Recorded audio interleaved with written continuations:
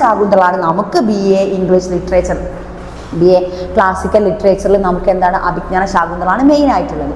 അതുകൊണ്ട് തന്നെ നമ്മൾ എന്ത് ചെയ്യുന്നു, അഭിജ്ഞാന ശാകുന്തളം നാടകമായതുകൊണ്ട് നാടകത്തിൻ്റെ പ്രത്യേകതകൾ നമ്മൾ പറയുന്നു. എന്താണ് നാടകം? അപ്പോൾ ഒന്നൊന്നിനോട് റിലേറ്റഡ് ആണ്, മറന്നു പോകരുത്. മിസ് ഒന്നുകൂടി പറഞ്ഞാൽ അഭിജ്ഞാന ശാകുന്തളമാണ് നമ്മൾ മെയിൻ കഥ പറയുന്ന നിങ്ങളെ സിലബസിൽ ഉൾപ്പെടുത്തിയിരിക്കുന്ന അഭിജ്ഞാന ശാകുന്തളമാണ്. അതുകൊണ്ട് അത് ഡ്രാമയായിട്ട് റിലേറ്റഡ് ആണ്, അതൊരു ഡ്രാമയാണ്. അപ്പോൾ ഡ്രാമ എന്താണ്? Drama, what is drama? ഡ്രാമയിൽ എന്തൊക്കെയാണ് ഉൾപ്പെടുത്തിയിരിക്കുന്നത്? 4 മാർക്കിനുള്ള ക്വസ്റ്റ്യനാണ് മിസ് ഇപ്പോൾ പറഞ്ഞുകൊണ്ടിരിക്കുന്നത്. അപ്പോൾ നമ്മൾ ഡ്രാമയിൽ എത്തിയത് എങ്ങനെയാണെന്നൊക്കെ മനസ്സിലാവണം കേട്ടോ. നിങ്ങളുടെ മനസ്സ് ഒന്നൊന്നിനോട് ഇങ്ങനെ റിലേറ്റഡ് ആയിട്ട് കൊണ്ടുവരണം. വല്ലാത്ത സംഭവങ്ങളൊന്നുമില്ല, വളരെ വളരെ സിമ്പിൾ ആയിട്ടുള്ള കാര്യങ്ങൾ നമ്മൾ പറഞ്ഞുകൊണ്ടിരിക്കുന്നത് ചെറുപ്പം മുതലേ നമ്മൾ പഠിച്ച കാര്യങ്ങളാണ്. Okay, it's a literary composition. ഇതൊക്കെ നിങ്ങൾ കാണാതെ പഠിക്കണം എന്നൊന്നും പറയുന്നില്ല. വലിയ കുട്ടികളാണ്, കാണാതെ കുത്തിരുന്ന് പഠിച്ച് എഴുതുന്ന പ്രായമല്ല. എങ്കിലും ചില ട്രിക്സൊക്കെ നിങ്ങൾ എന്ത് ചെയ്യണം, ചില കുഞ്ഞു ഡെഫിനിഷൻസ്, അതായത് ആസ്തെറ്റിക്സിൻ്റെ ഡെഫിനിഷൻ നിങ്ങളൊന്ന് കാണാതെ പഠിക്കണം. പിന്നെ നമ്മൾ മറ്റേതില്ലേ നേരത്തെ പറഞ്ഞു, നമ്മൾ രസ ഫോർമുല 2 വരി പറഞ്ഞല്ലോ, നിഷ്പത്തിഹി എന്ന് പറഞ്ഞിട്ട് മലയാളത്തിൽ ഭാവദാസന എന്നൊക്കെ പറഞ്ഞിട്ടൊരു സംഭവം ഉണ്ടല്ലോ, ഭാവഭാസന എന്നൊക്കെ പറഞ്ഞിട്ട് അതും നിങ്ങൾ ഇൻവെർട്ടർ കോമന്റ് അണ്ടർലൈൻ ചെയ്യാൻ മിസ് പറഞ്ഞിരുന്നില്ലേ, അത് നിങ്ങൾ കാണാതെ പറ്റെങ്കിൽ നിങ്ങൾ ജസ്റ്റ് ഇങ്ങനെ നടക്കുമ്പോഴോ നമ്മൾ റോഡിലൂടെ യാത്ര ചെയ്യുന്നു, ഭക്ഷണം കഴിക്കുന്നു, ഉറങ്ങുന്നു, അപ്പോഴൊക്കെ ജസ്റ്റ് ഇങ്ങനെ മനസ്സിലായി എങ്ങനെയെങ്കിലും ഇത് ജയിച്ച് മാർക്ക് സ്കോർ ചെയ്ത് ജയിക്കണമല്ലോ, അപ്പം ജസ്റ്റ് ഇങ്ങനെ ഓർത്ത് വെച്ചാൽ മതി. ഓക്കെ, ഓർക്കുക മീൻസ് കാണാതെ പഠിക്കെങ്കിൽ അത് മാക്സിമം നിങ്ങൾ നോക്കുക, പറ്റെങ്കിൽ ചെയ്യുക.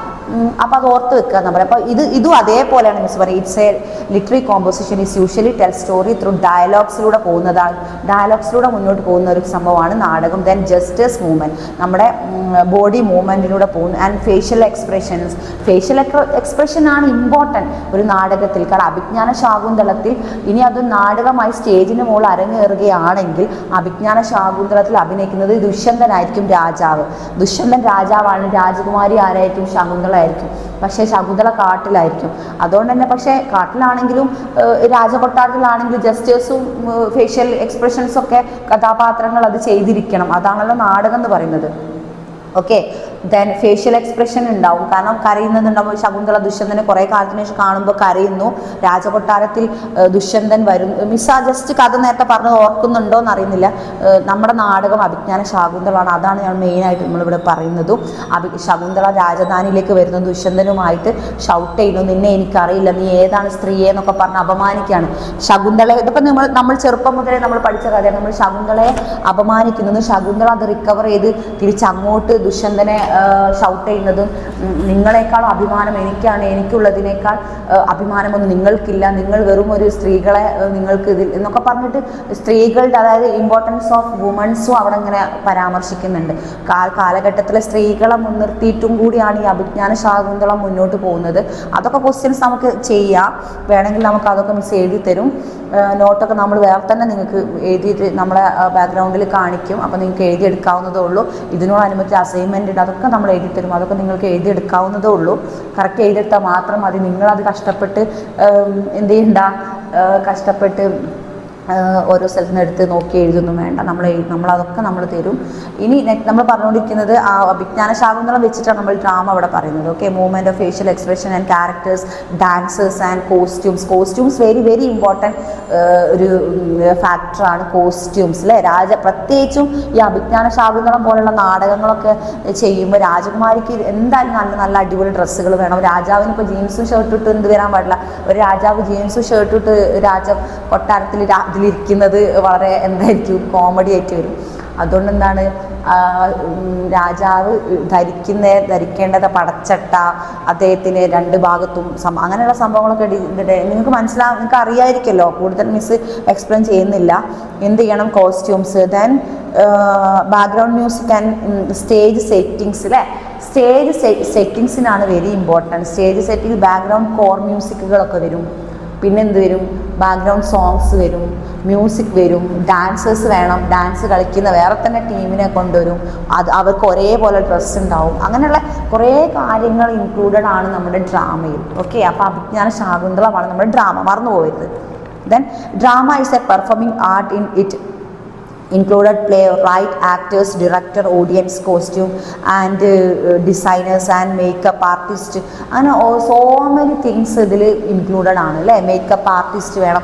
നേരത്തെ നമ്മൾ പറഞ്ഞ ജസ്റ്റേഴ്സ്, അത് ഓരോ എന്താണ് നാടകത്തിൽ എന്തൊക്കെ ഒരു കഥാപാത്രത്തിന് എന്തൊക്കെ വേണം അല്ലേ. കഥാപാത്രങ്ങൾ ജസ്റ്റേഴ്സ് മൂവ് ചെയ്യേണ്ടി വരും.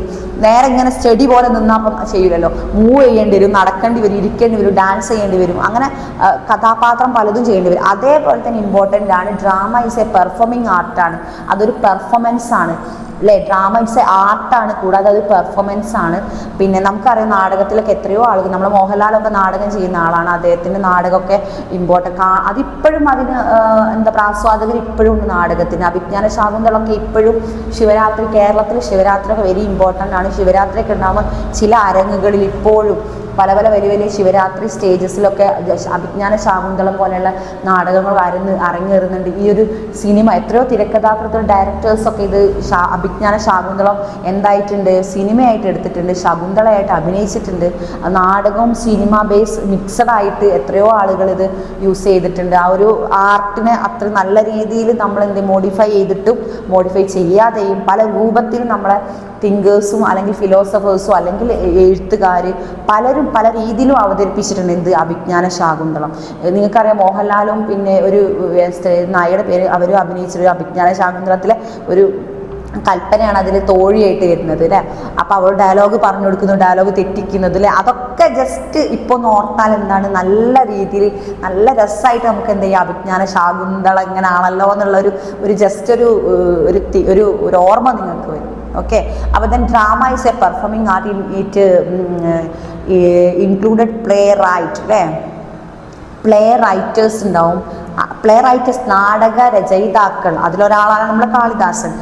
ആക്ടേഴ്സ് വേണം, അഭിനേതാക്കൾ വേണം, ഡയറക്ടർമാർ, തിരക്കഥ സംവിധാനം ചെയ്യുന്നവർ വേണം, ഓഡിയൻസ് വേണം. ഏറ്റവും ഇമ്പോർട്ടൻറ്റ് ഈസ് ഓഡിയൻസ്. ഓഡിയൻസ് മുന്നിലുണ്ടെങ്കിൽ ഒരു ഡ്രാമ എന്ത് ചെയ്യാൻ പറ്റും, നമുക്ക് ചെയ്യാൻ പറ്റും. 2, 3, 4 ആളുകൾ ഇരുന്ന് നമുക്ക് എന്ത് ചെയ്യാൻ പറ്റില്ല, ചെയ്യാൻ പറ്റില്ല. പണ്ട് കാലങ്ങളിൽ ഇൻ കേസ് ഒരു 1987, 80 നമ്മൾ ആ കാലഘട്ടത്തിൽ മിസ് പറയുന്ന കേരളത്തിൽ ഈ അടുത്ത കാലഘട്ടത്തിൽ 2000-ന്റെ മുന്നിൽ, അതായത് 1997 അല്ലെങ്കിൽ 97 ആൻഡ് 98, 96 കാലഘട്ടം, ഇപ്പോൾ കഴിഞ്ഞു പോയ 2000-ന് മുന്നിലുള്ള 98, 97, 96, 93, 92 കാലഘട്ടങ്ങളിലൊക്കെ നാടകം വളരെ സ്പ്രെഡായിരുന്ന ഒരു കാലഘട്ടമായിരുന്നു.